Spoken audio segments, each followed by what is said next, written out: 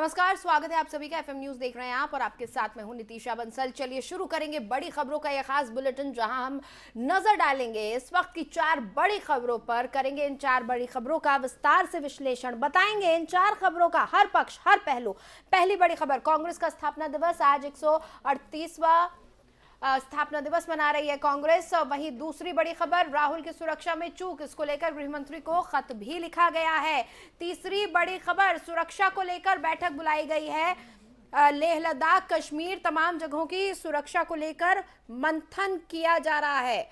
और चौथी बड़ी खबर, नोएडा से कुछ तस्वीर सामने आई हैं जिसमें अपने घर पर काम करने वाली एक लड़की को प्रताड़ित करती हुई नजर आ रही है मकान मालकिन। पूरी घटना लिफ्ट में लगे सीसीटीवी में कैद हुई है और इस वीडियो के आधार पर अब इस मामले में आगे कार्रवाई हो रही है। तो चलिए शुरुआत करेंगे पहली बड़ी खबर की। कांग्रेस के राष्ट्रीय अध्यक्ष मल्लिकार्जुन खड़गे ने भारतीय राष्ट्रीय कांग्रेस के 138वें स्थापना दिवस के अवसर पर एआईसीसी मुख्यालय पहुंचकर झंडा फहराया। इस दौरान कांग्रेस की पूर्व अध्यक्ष सोनिया गांधी, कांग्रेस सांसद राहुल गांधी और कांग्रेस के कई वरिष्ठ नेता मौजूद रहे। मल्लिकार्जुन खड़गे ने कहा कि हमें कांग्रेस पार्टी को समावेशी बनाने के लिए युवाओं, महिलाओं, वंचित तबकों और बुद्धिजीवियों को हमारे साथ जोड़ना होगा। राहुल गांधी की भारत जोड़ो यात्रा से देश भर में करोड़ों कार्यकर्ताओं को संजीवनी मिली है। कांग्रेस की स्थापना ब्रिटिश शासनकाल में 1885 में हुई थी। पार्टी के संस्थापकों में दादा भाई नौरोजी, एओ ह्यूम और दिनशा वाचा जैसे बड़े दिग्गज नेता शामिल थे। देश को अंग्रेजी शासन से मुक्त कराने के लिए कांग्रेस पार्टी और उसके नेताओं ने बड़ा योगदान दिया। 1947 में देश को आजादी मिली। उसके बाद कांग्रेस देश की पहली बड़ी राजनीतिक पार्टी बनी।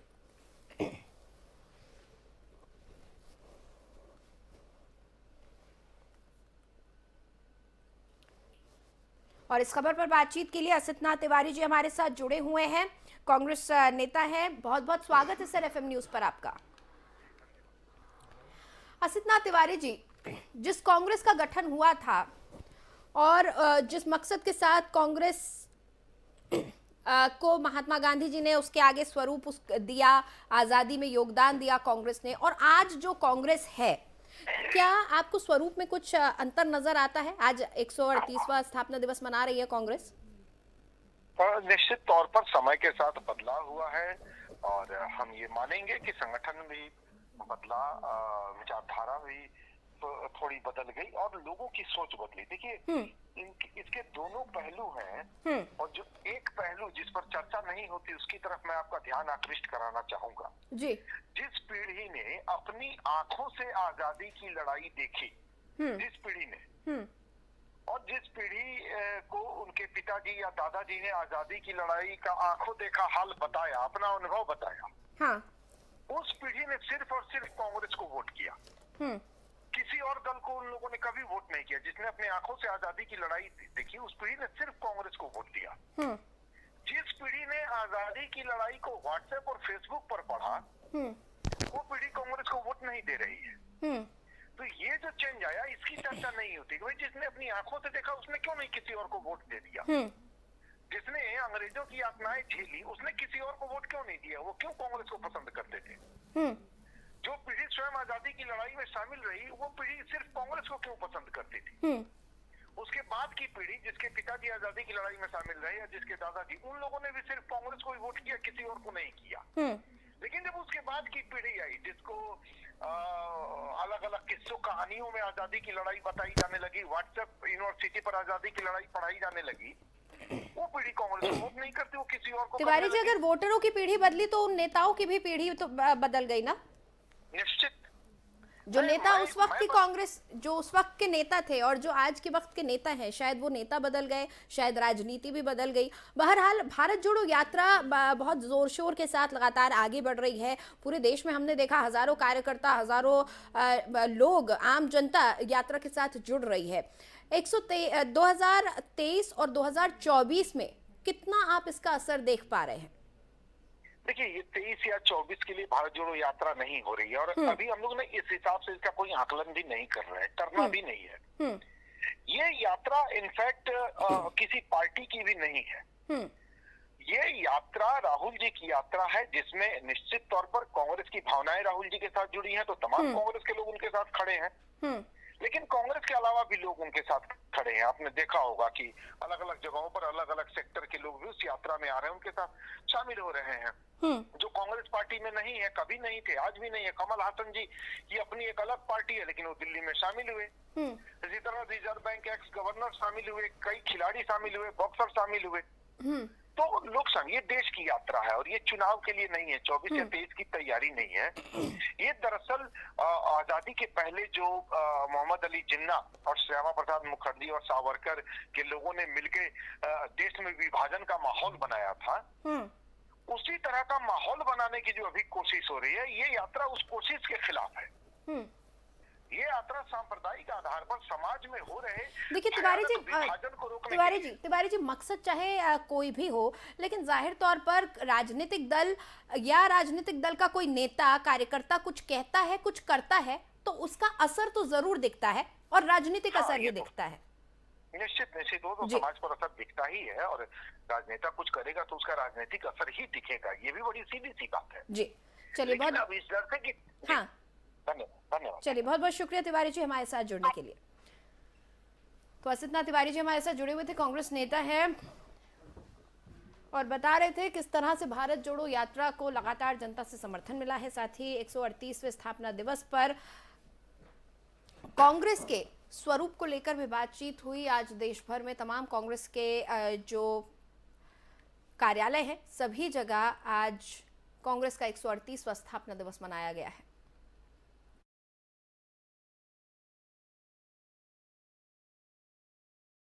चलिए अब रुक करेंगे दूसरी बड़ी खबर का। कांग्रेस ने गृह मंत्री अमित शाह को पत्र लिखकर भारत जोड़ो यात्रा की सुरक्षा में चूक का मुद्दा उठाया है। कांग्रेस ने पार्टी नेता राहुल गांधी के लिए उचित सुरक्षा की मांग की है। गृह मंत्री को लिखे पत्र में कांग्रेस महासचिव केसी वेणुगोपाल ने कहा कि 24 दिसंबर को दिल्ली में यात्रा के प्रवेश के बाद कई बार सुरक्षा से समझौता किया गया।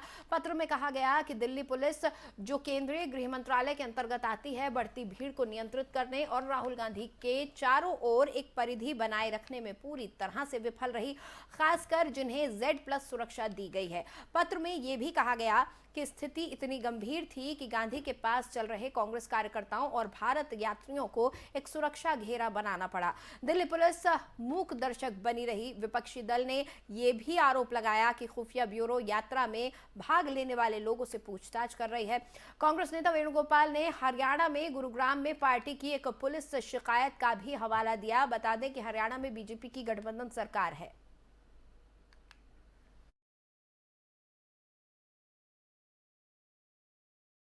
कांग्रेस की तरफ से गृह मंत्री को एक खत लिखा गया है।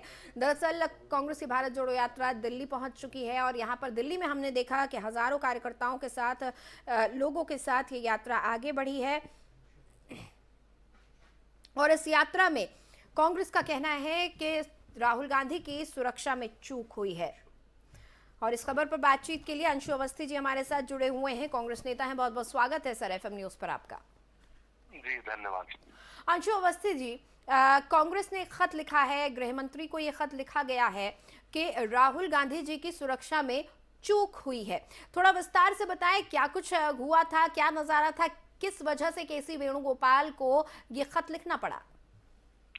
देखिए, बार बार राहुल गांधी जी की सुरक्षा में चूक हो रही है और ये पहली बार नहीं हो रहा। लाल किला के आसपास कई बार जो वो Z+ सिक्योरिटी श्री राहुल गांधी जी की सुरक्षा है, उसके बाद भी उनका अचानक से रूट बदला गया और कई बार वहां पे जो गैदरिंग थी वो बिना सिक्योरिटी चेक के पास पे पहुंच गई। तो ऐसे में जब देश की राजधानी के अंदर ये हालत है तो आप समझ सकती हैं कि कहीं न कहीं सरकार लापरवाही कर रही। और हमने श्री राहुल गांधी जी की सुरक्षा को लेकर कई बार गृह मंत्रालय को भी पत्र लिखा। ये पहली बार नहीं लिख रहे हैं, इससे पहले भी आपको याद होगा कि उनकी सुरक्षा में चूक हुई थी पश्चिम में, जब वो वहाँ महाराष्ट्र में थे और उससे पहले वो कर्नाटक में थे। तो कहीं ना कहीं ये लगता है कि भाजपा सरकार अपने नेताओं की चिंता तो करती, लेकिन उनको श्री राहुल गांधी जी की सुरक्षा की चिंता नहीं है, जो लगातार देश के जनता के मुद्दों पर आवाज उठा रहे हैं, लड़ाई लड़ रहे हैं। और श्री राहुल गांधी जी के परिवार ने, चाहे उनके पिता और राजीव गांधी जी, उनका असैसिनेशन हुआ, उससे पहले उनकी दादी का हुआ, तो ऐसे में उनके ऊपर खतरा है और सरकार कहीं ना कहीं उनकी लापरवाही कर रही है, सुरक्षा में चूक कर रही है। और इसी को लेकर आप देखिए कि उनकी जो एसपीजी प्रोटेक्शन था उसको भी सरकार ने हटाया। ये लगता है कि भाजपा सरकार एक दोहरा। लेकिन अवस्थी जी, ये जो यात्रा है, ये जो भारत जोड़ो यात्रा है, ये तो आप खुद ही कह रहे हैं कि ये प्यार मोहब्बत बढ़ाने के लिए यात्रा है, इसमें जो लोग शामिल हो रहे हैं अपनी मर्जी से शामिल हो रहे हैं। तो फिर इस यात्रा में जब आप ये कह रही है कांग्रेस लगातार कि आपके समर्थक हैं यहाँ पर, भारत के नागरिक हैं यहाँ पर, जो प्यार मोहब्बत का पैगाम फैलाना चाहते हैं, इस यात्रा में कैसे खतरा पैदा हो सकता है? देखिए, श्री राहुल गांधी जी ने एक ऐसा अभियान छोड़ा है जिसमें देश के करोड़ों लोग जुड़ रहे हैं, लेकिन उस भीड़ में उस जनता जनार्दन के समर्थक में कुछ अराजक तत्व भी आ रहे हैं। इसकी जिम्मेदारी देश के प्रत्येक नागरिक को सुरक्षा देने की जिम्मेदारी सरकार की है। ऐसे में अगर सुरक्षा में चूक हो रही तो किसकी जिम्मेदारी होगी? सीधी सी बात है, सरकार की। और श्री राहुल गांधी जी सीधे होम मिनिस्ट्री से जो सिक्योरिटी जेड प्लस मिली है उसके वो प्रोटेक्टी हैं। तो ऐसे में अगर चूक हो रही है तो ये बिल्कुल सीधी सी बात है कि कहीं ना कहीं जो उनकी स्टेट पुलिस है, उनका कोऑपरेशन, उसमें ढिलाई बरती जा रही है, उसमें नरमी बरती जा रही है। आप कह रहे लापरवाही हुई है साफ तौर पर, और खास तौर से देश की राजधानी के ये हाल है जहां पर राहुल गांधी की सुरक्षा में लापरवाही बरती जा रही है। चलिए, बहुत बहुत शुक्रिया अवस्थी जी हमारे साथ जुड़ने के लिए। तो अंशु अवस्थी जी हमारे साथ जुड़े हुए थे और उनका कहना है कि भारत जोड़ो यात्रा के दौरान खासतौर पर दिल्ली में कई ऐसे मौके आए जहां पर राहुल गांधी की सुरक्षा में चूक देखी गई। दिल्ली पुलिस मूकदर्शक बनी खड़ी रही, जबकि कांग्रेस के कार्यकर्ता और नेताओं ने घेरा बनाकर राहुल गांधी की सुरक्षा का ख्याल रखा।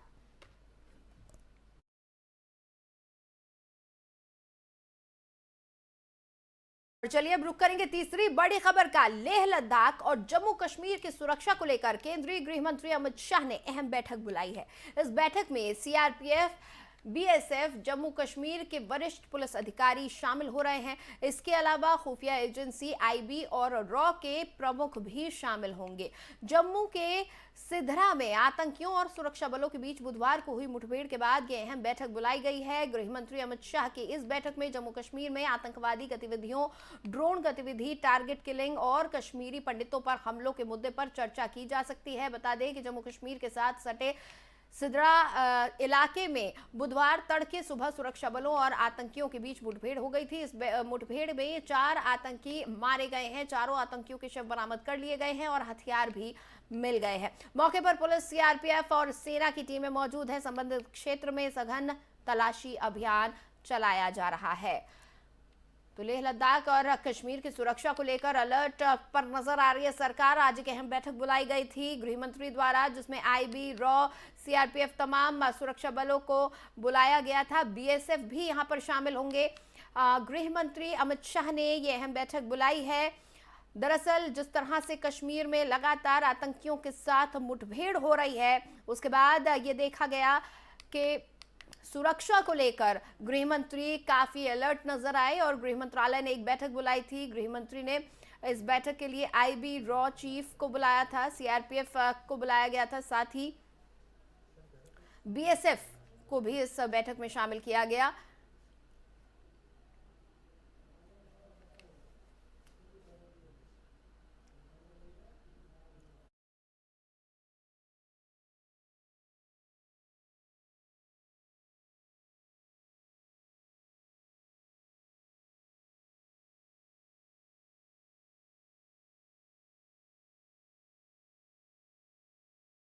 बड़ी और अहम खबर की हम बात कर रहे हैं।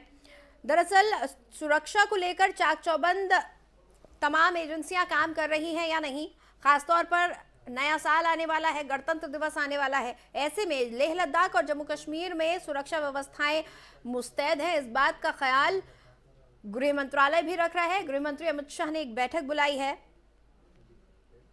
जिसमें तमाम चीफ को बुलाया गया है, तमाम जो एजेंसियां हैं, खुफिया एजेंसी, उनके चीफ को बुलाया गया है और आईबी और रॉ के चीफ, सीआरपीएफ और बीएसएफ को भी इस बैठक में शामिल होने के लिए बुलाया गया। और इस वक्त हमारे साथ प्रफुल्ल बख्शी जी जुड़े हुए हैं, जो कि डिफेंस एक्सपर्ट है। बहुत बहुत स्वागत है सर एफएम न्यूज पर आपका। Thank you. सर, खासतौर पर आज रॉ, आईबीएफ, सीआरपीएफ और बीएसएफ को बुलाया गया बैठक में। होम मिनिस्टर ने खुद ये बैठक बुलाई है। इस बैठक को क्या किसी संकेत के तौर पर मानना चाहिए या फिर ये जो बैठक है इसे एक रूटीन बैठक माना जा सकता है? देखिए, ऐसा है कि कोई रीजन नहीं होता बैठक बुलाने के बारे में, बट इस बैठक रूटीन भी हो सकती है। बट इस समय अगर माहौल देखा जाए अपने चारों तरफ, खासकर जो कि हमारे बॉर्डर के ऊपर चल रहा है, इन्फिल्ट्रेशन चल रही है, वेस्टर्न बॉर्डर को पाकिस्तान की तरफ से हरकतें हो रही हैं, इन सबको मद्देनजर रखते हुए अगर होम मिनिस्टर ने इंटरनल सिक्योरिटी एजेंसी को की चीफ्स को बुलाया है, वो इसलिए बुलाया है, जा सकता है कि वो आने वाले दिनों में सारी एजेंसीज के बीच में coordination and cooperation and exchange of intelligence को ठीक से बहाल करने के लिए, ठीक से ऑर्गेनाइज करने के लिए उन्होंने ये खास जरूरी समझा है, खासकर रॉ और आईबीएजी को लेकर, क्योंकि हमारे बॉर्डर के एरिया में, कश्मीर में, हर जगह इन एजेंसीज को ना सतर्क होने की बहुत जरूरत पड़ रही है और होम मिनिस्टर ने इसको ठीक ही समझा है। जिस तरह से हम देख रहे हैं, कश्मीर में ये कहा जा रहा है कि लगातार आतंकियों का सफाया किया जा रहा है, लेकिन अभी भी लगातार घुसपैठ की कोशिशें हो रही हैं। खासतौर पर गणतंत्र दिवस भी अब आने वाला है। ऐसे मौकों पर सिक्योरिटी का खास ख्याल रखा जाता है। क्या कोई जो हम गतिविधियां देख रहे हैं, इस बीच कई बार मुठभेड़ हो चुकी है, क्या आपको लगता है पड़ोसी मुल्क जो है हमारे, वो कोशिश कर रहे हैं कि इस वक्त पर खासतौर पर माहौल खराब किया जाए? वो हर साल करते हैं, वो करते आए हैं।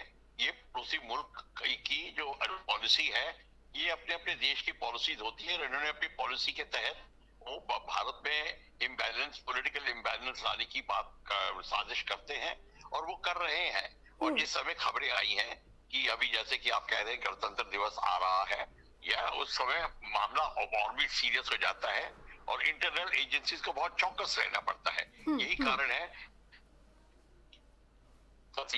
होम मिनिस्टर, आईबी, रॉ और जो एजेंसीज हैं, पैरामिलिट्री फोर्सेस की भी एजेंसीज जो कि इंटरनल सिक्योरिटी में मदद करती हैं, उन सब के बीच में तालमेल पैदा कर रहे हैं। बख्शी जी, खास तौर पर आज की ये जो बैठक है, जो meeting home minister Amit Shah chair कर रहे हैं, इसमें union home secretary Ajay Kumar Bhalla के साथ जम्मू कश्मीर के डीजीपी भी शामिल हो रहे हैं, हेड ऑफ सिक्योरिटीज हैं, तमाम सीनियर ऑफिसर्स हैं। जम्मू कश्मीर की सुरक्षा पर, लेह लद्दाख पर खास ध्यान दिया जाने वाला है इस बैठक में आज।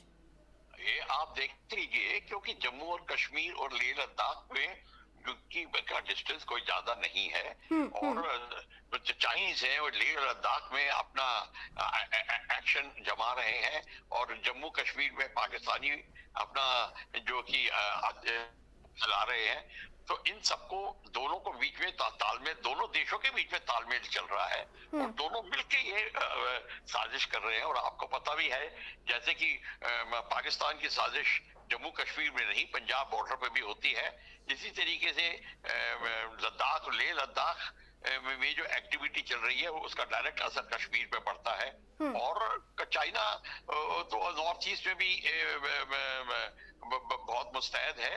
तो मेरे को लगता है कि नॉर्थ ईस्ट की सिक्योरिटी एजेंसी के साथ भी होम मिनिस्टर तालमेल बनाएंगे, जिस तरीके की जम्मू कश्मीर और लेह लद्दाख के आईजी, डायरेक्टर जनरल पुलिस और इंटेलिजेंस एजेंसी के चीफ्स के साथ बना रहे हैं।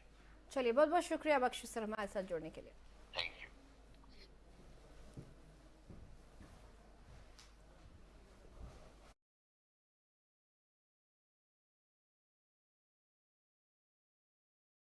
बात करेंगे चौथी बड़ी खबर की। नोएडा के फेज 3 थाना क्षेत्र के सेक्टर 120 में क्लियो काउंटी सोसाइटी का एक वीडियो सोशल मीडिया पर जमकर वायरल हो रहा है। ये वीडियो सोसाइटी की लिफ्ट का बताया जा रहा है, जहां एक महिला शेफाली कौल ने अपनी नौकरानी को जबरन घर में काम कराने के लिए जबरदस्ती वो ले जा रही थी और युवती बार बार मालकिन शेफाली कौल के आगे गिड़गिड़ाती रही, लेकिन इसके बावजूद मालकिन उसको जबरन खींचकर लिफ्ट से घर में ले जाती हुई सीसीटीवी फुटेज में नजर आ रही है। अपनी बेटी को प्रताड़ित होने की सूचना के बाद लड़की के परिजन सोसाइटी पहुंच गए और जल्लाद बनी मालकिन शेफाली कौल के चंगुल में से अपनी बेटी को छुड़ाया, जहां लड़की के शरीर पर चोटों के निशान बने हुए हैं। पीड़ितों ने इसकी शिकायत पुलिस से की है। पुलिस ने आरोपी महिला के खिलाफ वीडियो के आधार पर मुकदमा दर्ज कर आगे की कार्रवाई शुरू कर दी है। वहीं पीड़ित लड़की का आरोप है कि मालकिन शेफाली कौल के घर 6 महीने से काम कर रही थी और मालकिन ने उसका फोन छीन लिया था और जबरदस्ती घर का पूरा काम करवाती थी। जब काम करने से नौकरानी मना करती और घर जाने को कहने लगती तो मालकिन शेफाली कौल उसके साथ मारपीट करती थी। इस खबर पर बातचीत के लिए मेरे सहयोगी ताहिर सैफी जुड़े हुए हैं फोन लाइन पर, उनसे हम बातचीत करेंगे। ताहिर, ये जो सीसीटीवी फुटेज वायरल हो रहा है इसमें साफ तौर पर नजर आ रहा है कि इस लड़की के साथ, इस नौकरानी के साथ में जबरदस्ती की जा रही है, बदसलूकी की जा रही है, उसको खींचकर ये महिला अपने घर की तरफ ले जा रही है। क्या कुछ ताजा अपडेट है इस खबर में, क्या कुछ कह रही है पुलिस?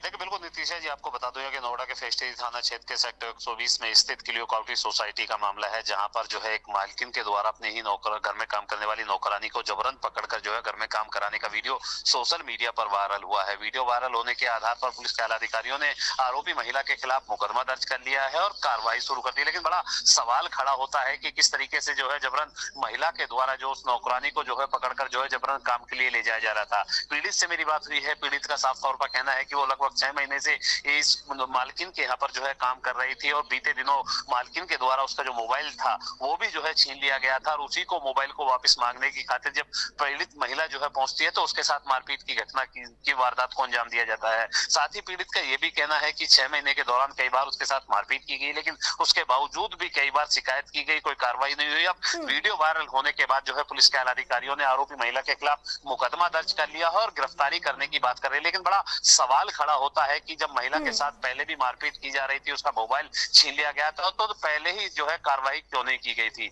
इसी को लेकर सवाल खड़ा हो रहा है। हालांकि पुलिस के आलाधिकारियों का बिल्कुल ताहिर, और ये कोई पहला मामला नहीं है, ऐसे कई मामले हम देख चुके हैं जहां पर अब हमारे घर में काम करने वाले लोगों के साथ जो लोग हैं वो बदसलूकी करते हैं, मारपीट की घटनाओं को अंजाम देते हैं, उन्हें प्रताड़ित किया जाता है। बहरहाल बहुत बहुत शुक्रिया इस पूरी जानकारी के लिए।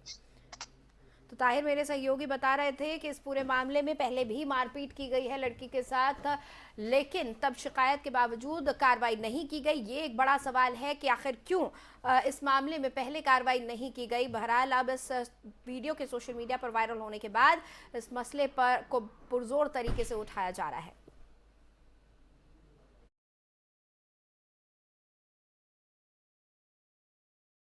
बड़ी खबर के इस खास बुलेटिन में फिलहाल इतना ही। मुझे दें इजाजत, लेकिन खबरों के लिए आप बने रहिए FM न्यूज के साथ।